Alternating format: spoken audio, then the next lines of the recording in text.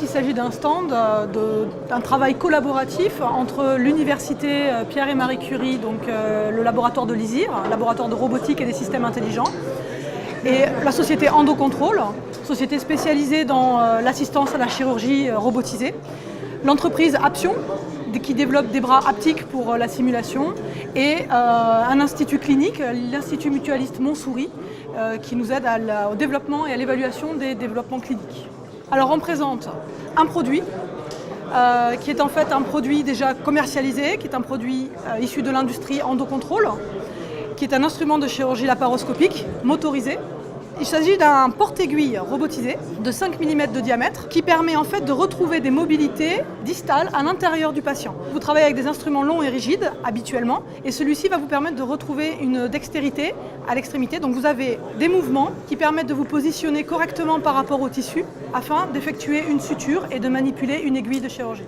Donc vous avez 3 mobilités, flexion, rotation illimitée, ouverture, fermeture de la pince.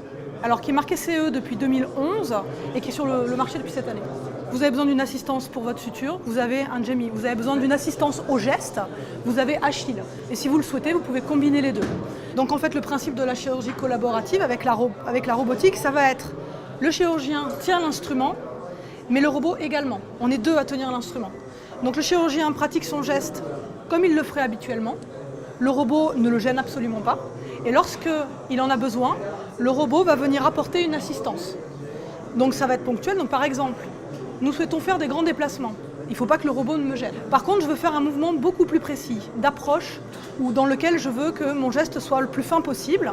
Là, le robot va appliquer une sorte d'environnement visqueux qui va permettre de stabiliser la pointe de mon instrument. Je peux également me servir de ce robot comme d'une troisième main. Par exemple, j'ai besoin d'avoir accès à un organe, je vais déplacer mon organe, attendre quelques secondes, le robot se bloque et je peux continuer à travailler.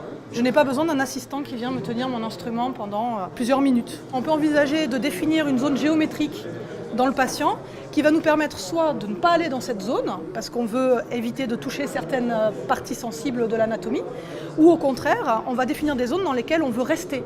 C'est-à-dire définir un plan de découpe et ensuite le robot va vous indiquer quand vous vous éloignez du plan ou pour vous y ramener.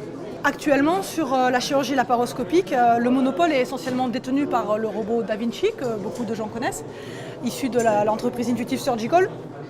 L'avantage de ce type de plateforme, c'est que c'est à moindre coût. Alors on n'a pas encore transféré complètement ce système-là, donc en termes de commercialisation, je ne peux pas vous donner de chiffres, mais comparé au prix d'un Da Vinci, on est bien en dessous. L'avantage, c'est que là, vous allez avoir différentes plateformes et en fonction de votre besoin, vous allez prendre celles qui vous intéressent ou les combiner tout ensemble. Et en plus, en termes d'encombrement, on se retrouve avec un système qui est quand même beaucoup plus compact et qui n'éloigne pas le chirurgien de son patient. Le chirurgien reste vraiment à proximité de son patient. Il est dans la zone stérile, c'est juste une assistance. On n'essaie pas de remplacer le chirurgien ou de le substituer. Pour ce type de système-là, on peut envisager une commercialisation, si c'est ce qu'on souhaite, à 2 ou 3 ans.